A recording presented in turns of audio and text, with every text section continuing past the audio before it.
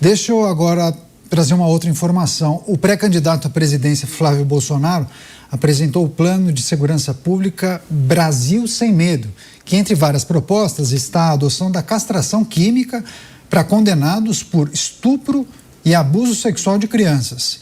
Esse plano também prevê a construção de 5 novos presídios federais voltados ao isolamento de chefes de facções e também detentos de alta periculosidade.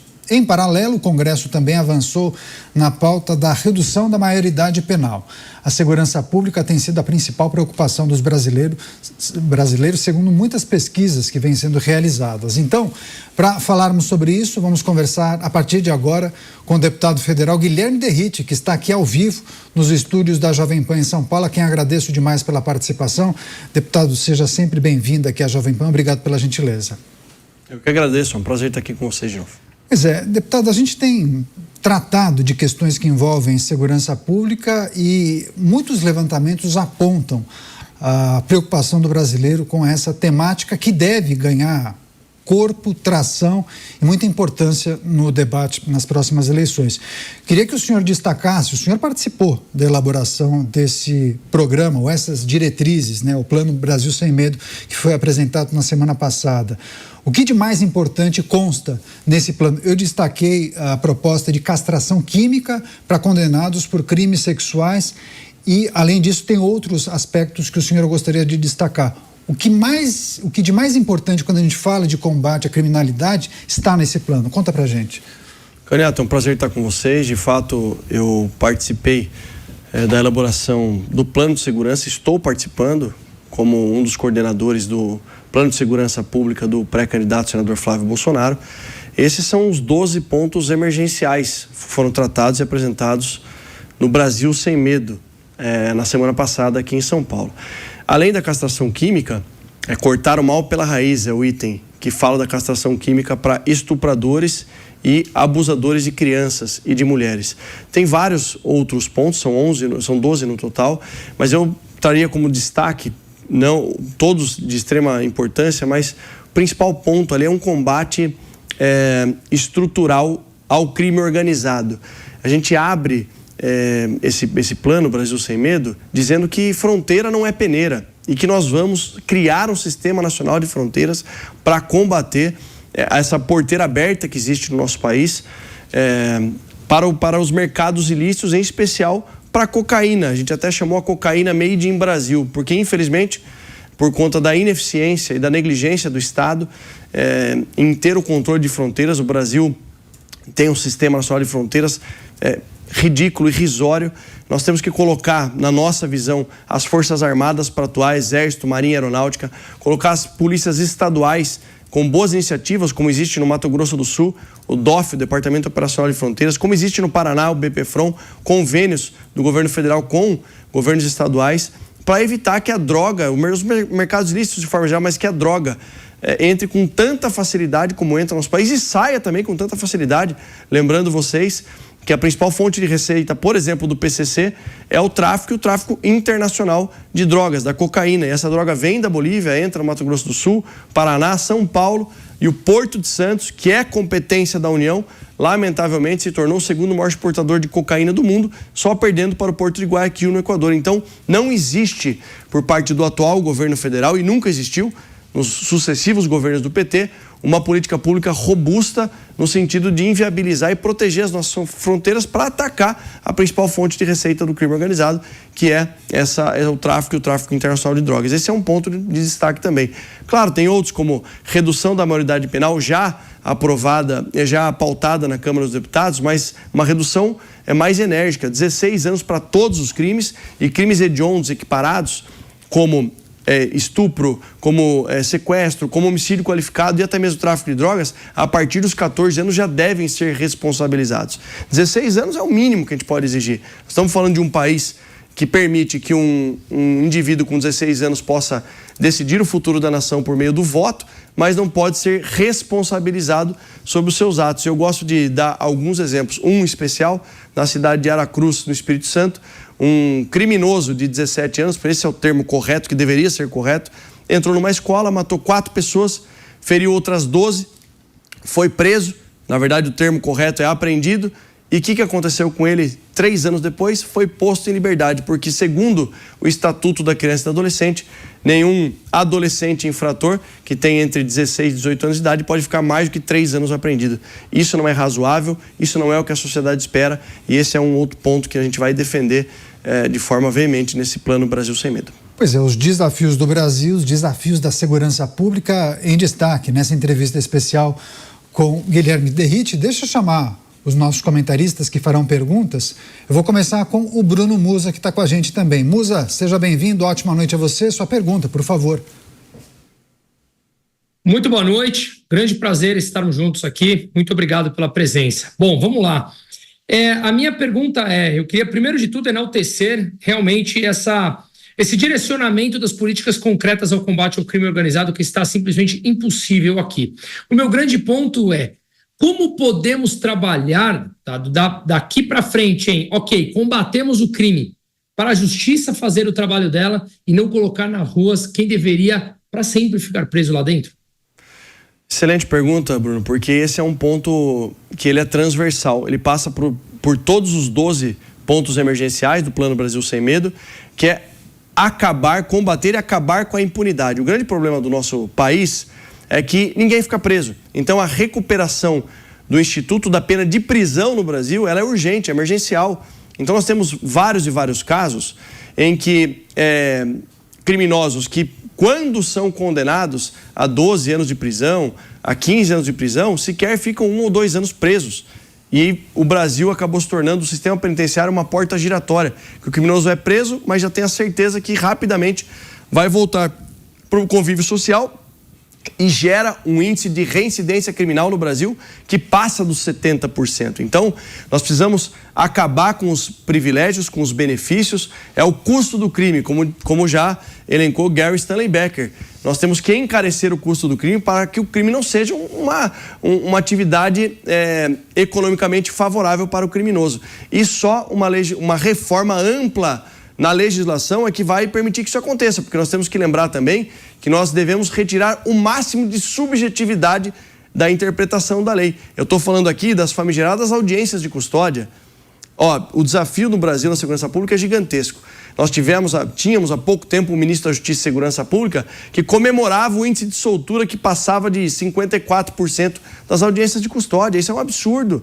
Nós não podemos permitir liberação e audiência de custódia para quem comete crime hediondo, equiparado ou mediante violência e grave ameaça. Então, são vários pontos, mas o que vai permear de forma transversal todos os pontos é recuperar o Instituto da Pena de Prisão. O indivíduo foi condenado a 12, 15, 20 anos, vai ficar 20 anos preso, sem direito a esse câncer maligno chamado progressão do regime do cumprimento de pena.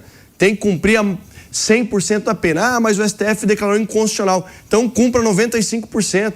Temos que rever a questão do trabalho dentro do sistema prisional, que, infelizmente, a gente não pode obrigar o detento, o preso, a trabalhar. Mas para acessar o mínimo aí dessa progressão, que tem que ser mínima, tem que cumprir a maior parte da pena, a gente tem que só ter acesso a quem realmente trabalhar para primeiro se autossustentar e depois para voltar para a sociedade melhor do que ele entrou no sistema prisional. Então, a impunidade acaba sendo uma certeza que o criminoso tem no país, e a reincidência criminal é uma realidade em todo tipo de crime. Deputado federal do PP aqui de São Paulo, Guilherme Derrite, conversando ao vivo aqui com a gente. Ele que foi também secretário de Segurança Pública por um bom tempo durante a gestão de Tarcísio de Freitas. Deixa eu chamar o Cristiano Beraldo. O Beraldo também está preparado, está ao vivo aqui com a gente. Beraldo, seja bem-vindo. Ótima noite a você. Sua pergunta, por favor. Boa noite, Caniato. Boa noite, deputado Derrite. Sempre um prazer recebê-lo aqui na bancada dos Pingos nos Is. E, deputado, o senhor falou desse problema gravíssimo que são as fronteiras brasileiras, que não tem, ao que parece, absolutamente nenhum tipo de controle, e acredito isso a falta de investimento às instituições e órgãos responsáveis por esse monitoramento. Mas, nesse final de semana, houve uma apreensão recorde, se não me engano, de um volume grande que vinha da Bolívia no meio de caminhões com madeira.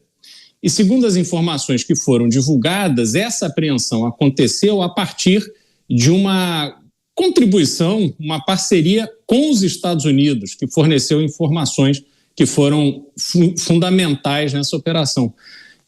Eu queria aproveitar esse episódio para primeiro perguntar ao senhor como responder a essas alegações de que os Estados Unidos colocar PCC e Comando Vermelho como instituições terroristas, como é que isso muda na prática a relação entre Estados Unidos e Brasil e o que já existe de concreto desta contribuição, desta cooperação entre os dois países? Os Estados Unidos é uma ameaça ou é um parceiro do Brasil no combate ao crime? Uma excelente pergunta, porque ela vai depender de quem está conduzindo a nossa nação, o atual governo federal. Então, primeiro eu queria desmistificar, Beraldo, uma falsa afirmação que fizeram quando os Estados Unidos classificou o PCC e Comando Vermelho corretamente como organizações terroristas, porque criaram ilações dizendo que o governo americano vai começar a realizar operações militares no território brasileiro. Só vai acontecer isso se for em parceria e cooperação com o governo brasileiro. Então é falsa essa afirmação de que os Estados Unidos promoveriam operações de guerra aqui no território brasileiro porque estariam ferindo tratados internacionais. Agora, nós temos um ativo na mão muito grande. A partir do momento que PCC e Comando Vermelho são classificados como terroristas para o governo americano, permite que as organizações governamentais americanas, em especial os órgãos de inteligência, os órgãos que fazem ali o monitoramento, a asfixia financeira de organizações criminosas e terroristas do mundo inteiro, que tem especialidade, tem os melhores softwares de inteligência, tem um serviço de inteligência, um dos mais avançados, se não mais avançado do mundo, possa realizar cooperação internacional na área de inteligência para ajudar o governo brasileiro a combater o crime organizado. Agora, a pergunta que eu faço é, será que realmente esse governo, o atual governo do Brasil, está interessado realmente em combater o crime organizado? Se estivesse, nós não teríamos visto, lamentavelmente, o PCC e o Comando Vermelho terem crescido tanto ao longo dos sucessivos governos do PT.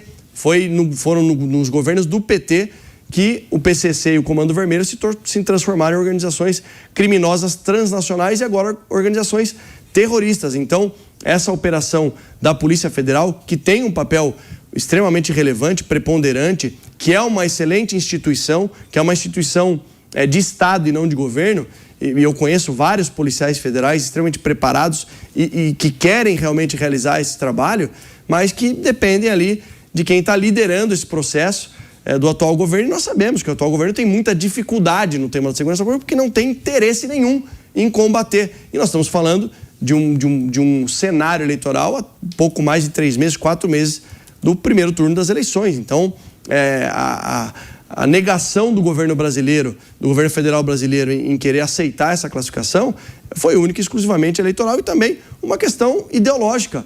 Para a esquerda, para o PT, o criminoso, o bandido é um coitadinho, vítima da sociedade. Nós sabemos que não é. E falava-se sobre soberania nacional. Levava em pauta, colocava na mesa a questão da soberania nacional. Qual soberania nacional? Que soberania nacional existe em territórios dominados pelo Comando Vermelho no Rio de Janeiro, que já ultrajaram a nossa soberania, que criam territórios paralelos. Quase 60 milhões de brasileiros reconhecem a presença do crime organizado nos bairros onde vivem. As meninas de 15, 16 anos, quando um traficante quer namorar com essa menina e ela não aceita, essa menina é morta. A família é expulsa da comunidade. Existe soberania nacional nesse território? Para mim, entendo que não. Então o PT tem muita dificuldade em combater o crime organizado, não quis reconhecer por uma questão eleitoral e por uma questão ideológica, porque para eles, bandido é um coitadinho, vítima da sociedade, nós sabemos que não são. O tema é segurança pública, enfrentamento ao crime organizado. Mais uma pergunta agora do Roberto Mota para Guilherme Derrite. Mota, bem-vindo. Deputado, existe um poderoso lobby que é formado principalmente por ONGs, ONGs de defesa de direitos humanos, que na verdade defendem a instituição do crime.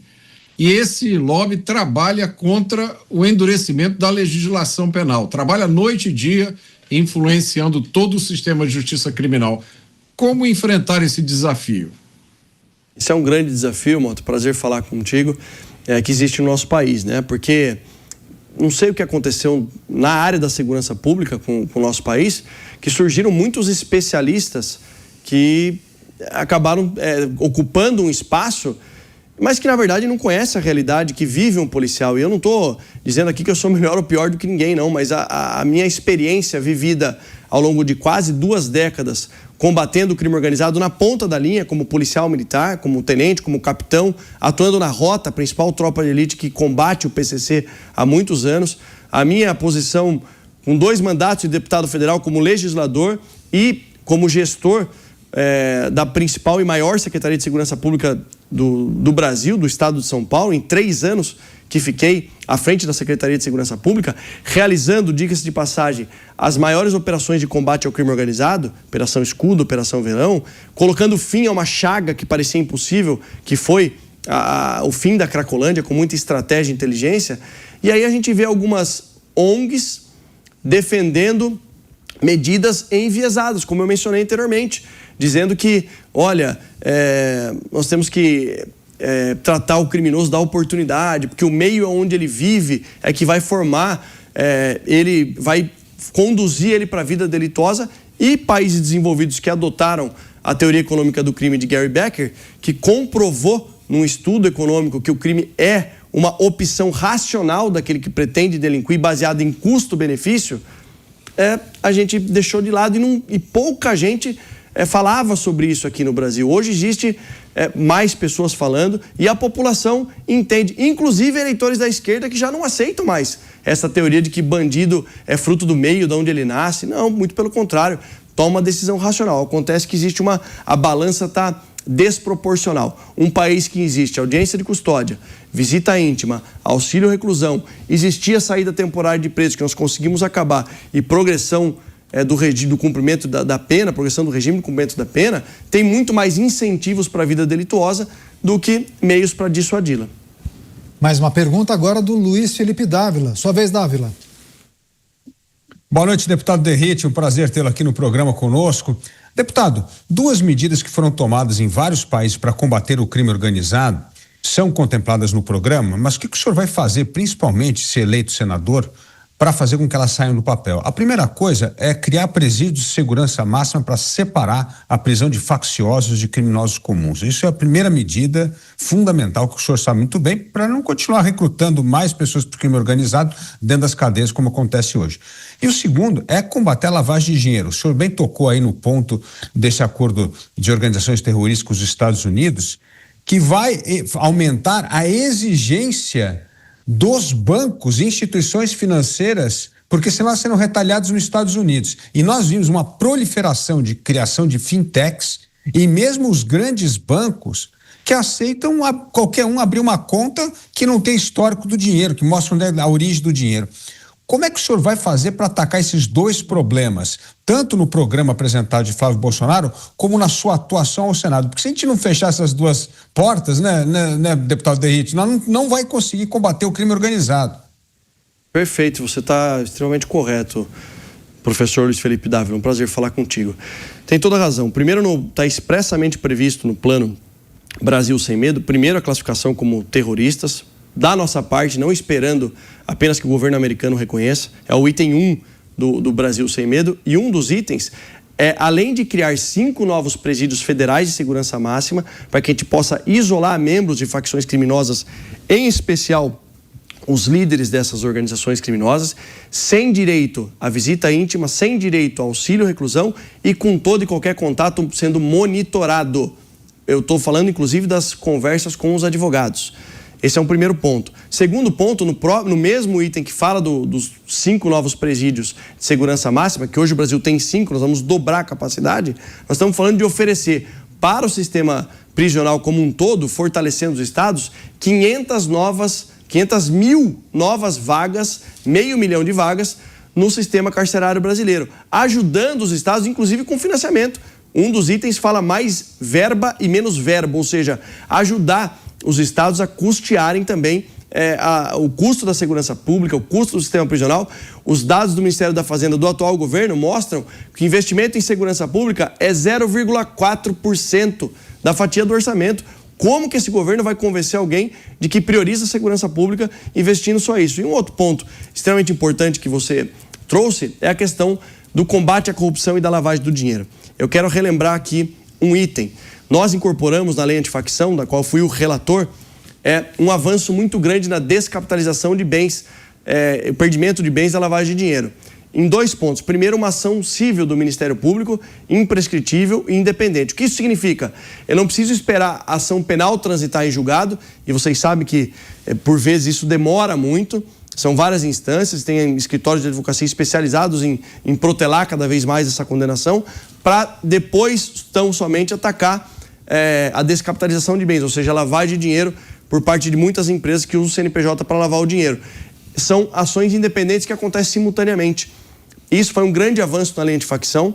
E uma outra questão as medidas assecuratórias do Poder Judiciário. Permite intervenção nas empresas que foram apontadas nas investigações por fazerem lavagem de dinheiro do crime organizado, até mesmo a extinção e a liquidação de CNPJs que fazem isso. Então, e quem nos ajudou bastante nessa parte do Plano Brasil Sem Medo, na parte de combate à corrupção e lavagem de dinheiros, foi o senador Sérgio Moro, um ícone aí, a maior figura que representa a Operação Lava Jato. Então, a gente está muito bem assessorado e é uma equipe bem robusta aí ajudando o senador Flávio Bolsonaro, tanto com a expertise do senador Sérgio Moro em lavagem de dinheiro e branqueamento de capitais, e a nossa parte aí no combate mais operacional ao crime organizado e também legislativo. Então, eu estou bem confiante que são 12 pontos emergenciais e urgentes que, se colocados em prática, eu tenho certeza que o senador Flávio Bolsonaro tem capacidade e coragem para isso, vão tirar o nosso país desse triste cenário aí